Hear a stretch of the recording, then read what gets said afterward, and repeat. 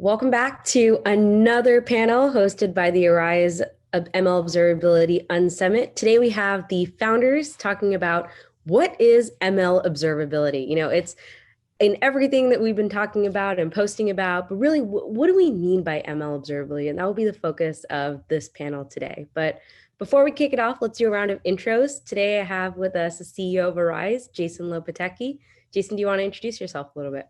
Yeah, so my name's Jason Lopatecki. Me and Aparna are both technical founders from Berkeley ECS. And both of us have been kind of involved with machine learning teams. Myself, I was, grew a company that had a large machine learning team, and a lot of pain in that growth is what drove me to found Arize. And I got, connected with Aparna, who's amazing, comes from the Uber's ML team, and knows this subject and knows the pain in more detail and more depth than almost anyone in the space. And I'll let her kind of introduce herself too.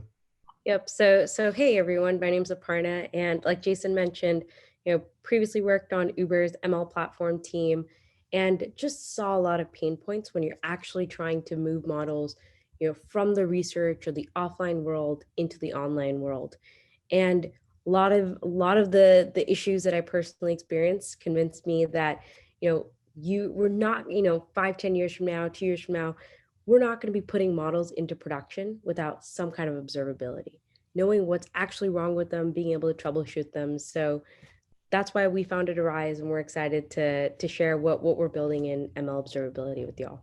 So Jason, maybe we can kick off and just first talk about what is ML observability. Yeah, I think I mean, it's a great question. I'd love to hear.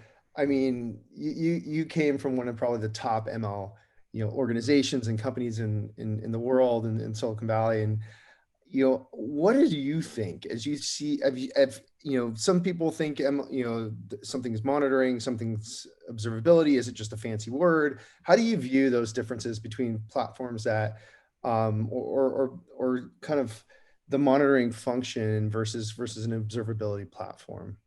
Yeah. You know, the difference that I think about when I think about observability versus monitoring is, monitoring is being able to tell you, hey, is something below X%. It's being able to throw a red light when something looks wrong, or is a signal towards something wrong, but it's not actually helping you drive towards why. Why is something happening? What's underneath it? And ultimately, how do I go fix it? And so when I think about the difference between monitoring and observability, observability is a much broader base of not only being able to tell you what, something's off, but also being able to tell you, what to go do to fix it. It's really to make monitoring useful, you need observability. And that's kind of the fundamental core difference that I see between monitoring versus observability. And how many? I mean, given all the scale of Uber, I mean, how many times did things go wrong and you had to get an answer? Oh my gosh, it was probably every day or every week, something, and sometimes it was things that we didn't know were happening, but were happening underneath us and we didn't find out for several months. And when you're sitting around and trying to explain things, today, if you think about what people are doing once a model is deployed into production, it's either a data scientist or an ML engineer who's almost babysitting the model.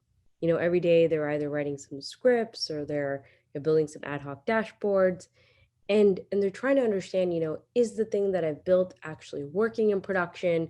What do I actually need to do to decide if it's ready for an upgrade, ready to be retrained? Do I need to go try something new? And so you're sitting there babysitting models, and you almost don't even have everything that you need to go look at, all of the metrics, something drifting, and you're trying to give this understanding of, is what I've built actually working? And it's tough. It's kind of the life of what most data scientists and ML engineers do, is like probably babysitting models and trying to understand what the hell is actually going on. I mean, from your perspective, what was difficult in your org as you guys were trying to scale and put more models into production? What was the pain point that drove you towards ML observability?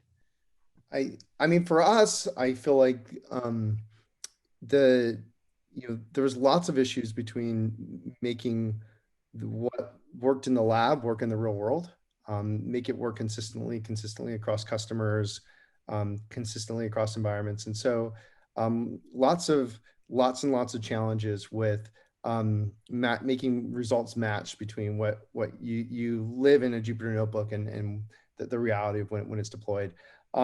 Constant battles, and I don't think it's going to get any easier. I mean, you look at the future, and it's massively complex models deployed in lots of businesses and lots of, whether it's your product, whether it's a backend process, whether it's, the self-driving car. I mean, there's just, data models are not linear code. They're complex, and they cause issues that aren't obvious to troubleshoot, and they can be subtle, like you mentioned, or they can be related to data in ways that are quite complex. And so for me, the pain was a constant battle, constant whack-a-mole game of trying to get things work when we would move stuff to production. Got it. Got it. And, because you mentioned data, there's kind of a cohort of, I'd say, data observability companies that we're hearing about now.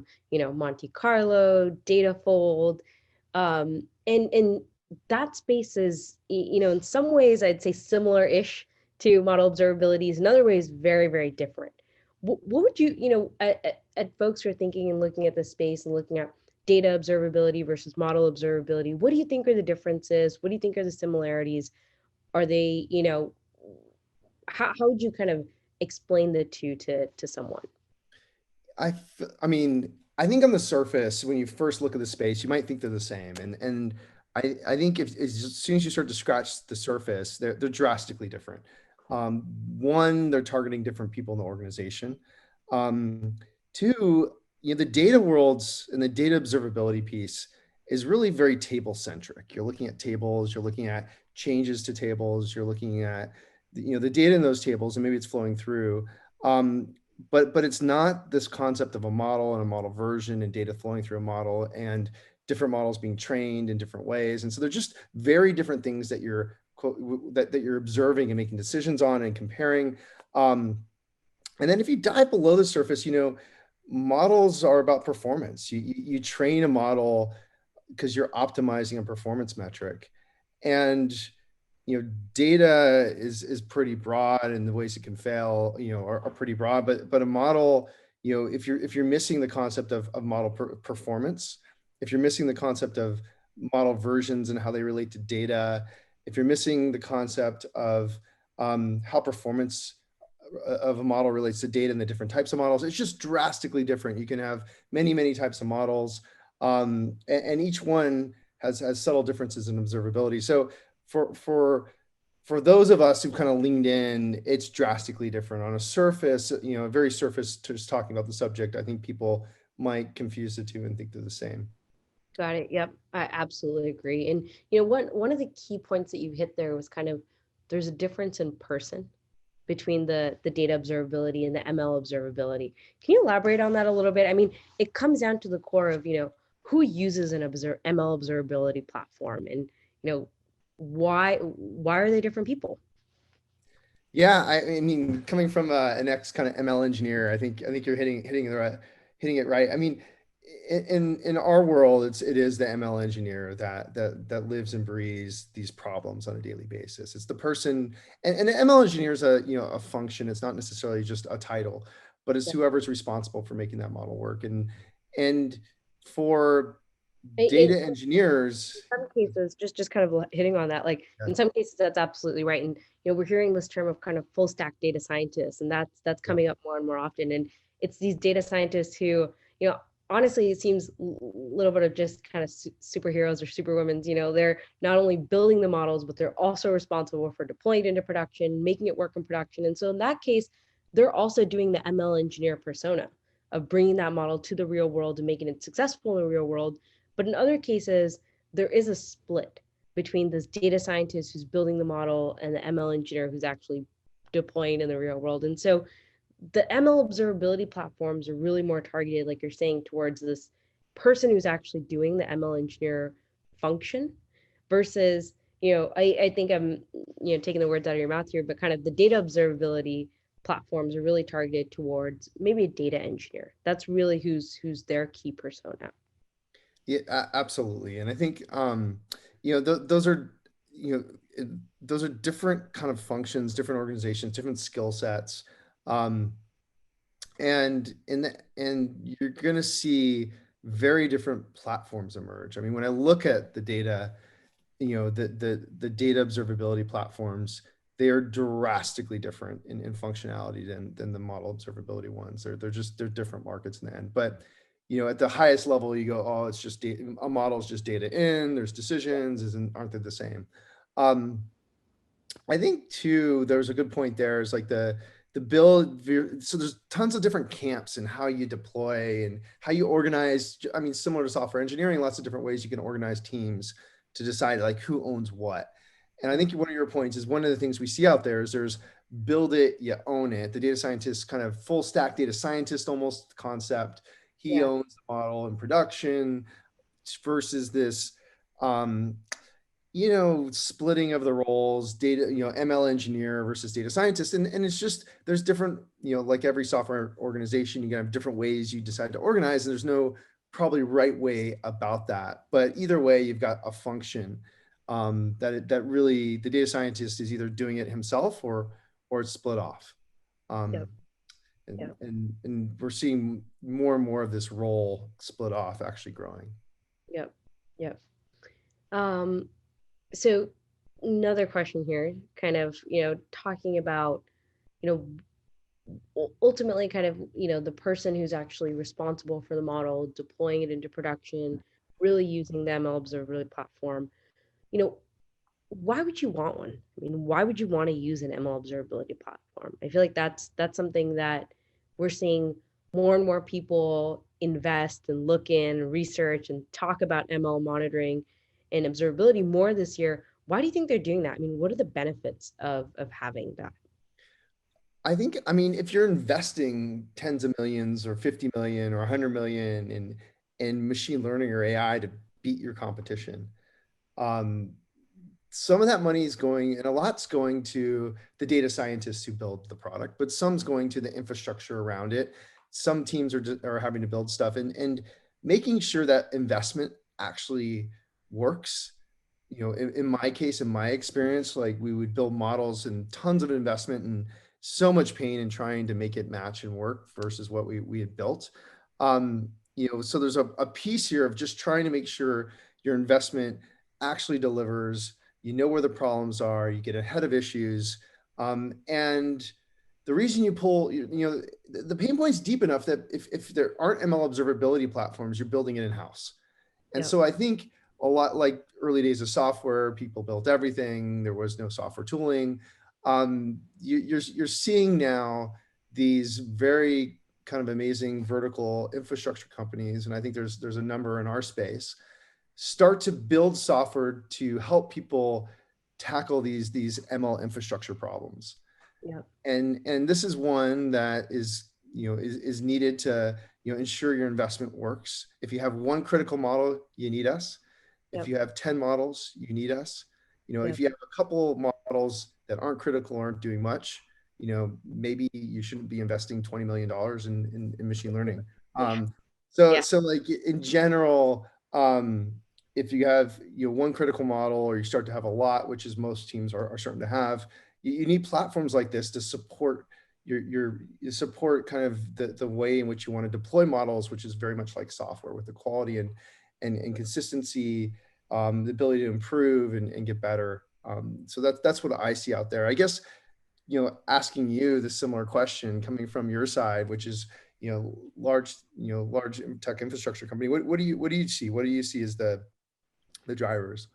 There's a set of kind of, one being able to, know what's actually it like almost like know what's actually happening. You don't deploy software today without Datadog or New Relic or Splunk or just some tools to actually help you understand, is it down, is it up? What do I need to go look at? Yeah. And so, why are people deploying models without some kind of tools to actually understand what's actually going on? And so there's a piece about this which is just first making sure that you're getting the return on your investment. It's Yeah. actually, you put money into you're investing in machine learning. Is it actually paying off? Yeah.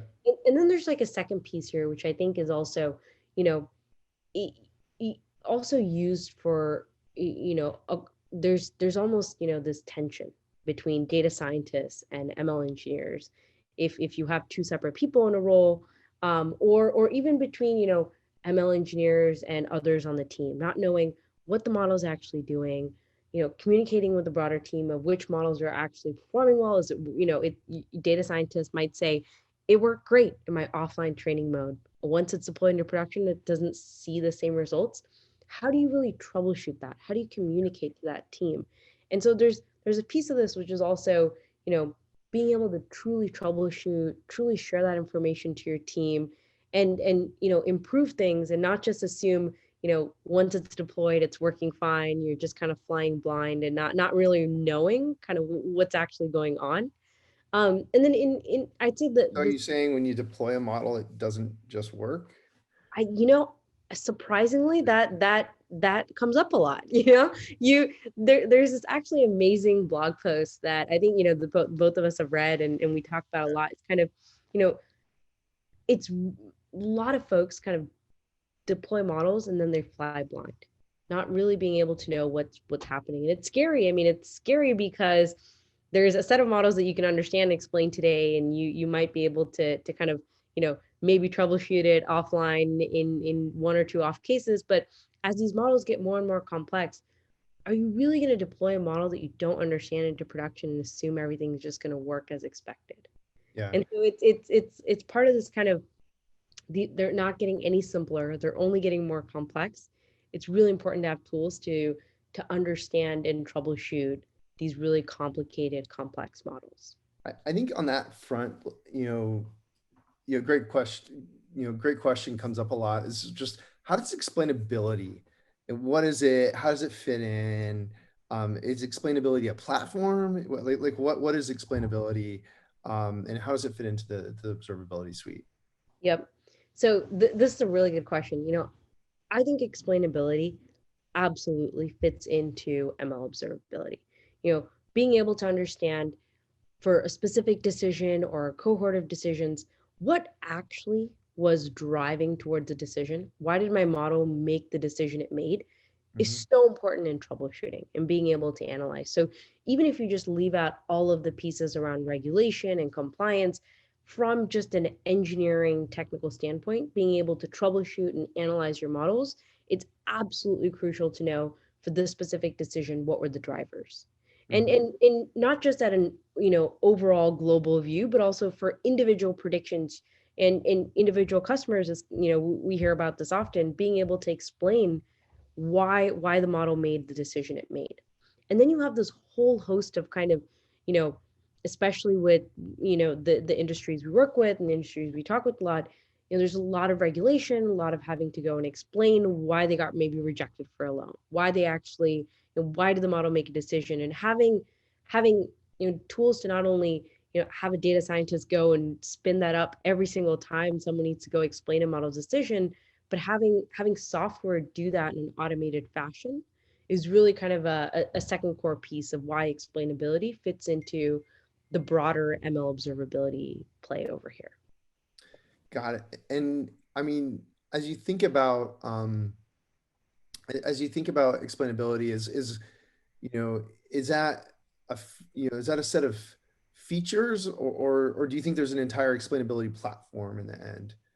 Yeah, I think that, you know this is probably, early innings in the entire ML observability space. Today, where from where I'm looking at the industry, I think explainability is a core part of ML observability.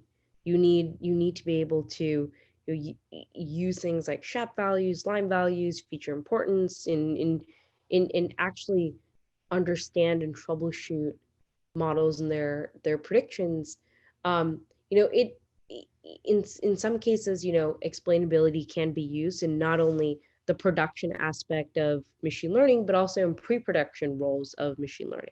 Yeah. And so, there's kind of questions around, you know is every single use case of explainability going to be captured in an ML observability platform? Probably not.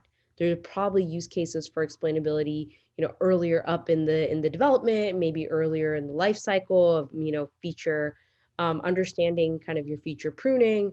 And so it's debatable if kind of every single part of explainability falls under ML observability, but I think there's definitely use cases for explainability in the observability platform.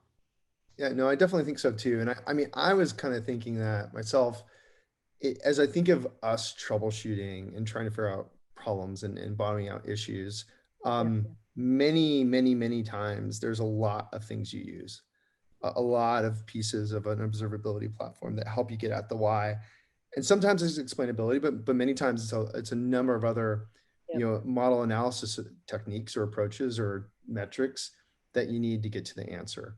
yeah. And so um, I feel like it's a core piece of an observability platform, but there's a much broader, you know, set of solutions that you need to bring to a problem to understand what is wrong, where it's wrong, where the performance is broken down, why. Um, that ties together data, data, groups of data, connections between data and performance, all those things which go way beyond what is a SHAP value. And sometimes SHAP value is not the answer to troubleshooting something. So I think it's a piece of a broader platform that helps you get at and solve real model problems. Yeah. Um, that's my that's kind of my take. Yeah. One question I have for you is, as we kind of wrap this up, because I think we're getting close to the end of our panel, is kind of, what are you excited about in the space of ML observability? It's Yeah. as we head into 2021. I mean, what are you most excited about in this space? I mean, the most exciting thing is kind of I think we're kind of in the first inning of what is, it might even be kind of inning zero in a really interesting space, which is trying to understand what a model is doing, why it's doing it, where it's breaking, and the different areas, the different types of models you can look at are exciting and interesting. The different ways in which you can analyze the more complex models is really interesting. I think that what's most exciting is kind of I just scratching the surface how much we can do and thinking forward just a couple of years like what these platforms are going to be able to do. I mean, if you imagine back to Datadog and in the early days, the first or second year versus what they look like now, I think these platforms are going to be quite amazing. Our platform is going to be absolutely amazing in how it allows you to understand your models, troubleshoot them, get that answers, improve them, all of the above. So Yeah. I think the zero inning piece has got what's most exciting and kind of all the great ideas we're coming up with customers to tackle the space. I'm excited about that too. I think as we kind of jump through 2021, we're gonna learn a lot, but I think we're also going to see the space is getting more, there's more people that are just excited about it and talking about it. So Yeah. I think, that's what excites me is kind of the more passionate people we talk to about the space always gets me pumped for what we're building over here. Yeah. Cool. Cool. All right. Well, thanks everyone for joining the panel on model observability. Tune in to the other talks hosted by the Arize ML Observability Unsummit. Thank you so much.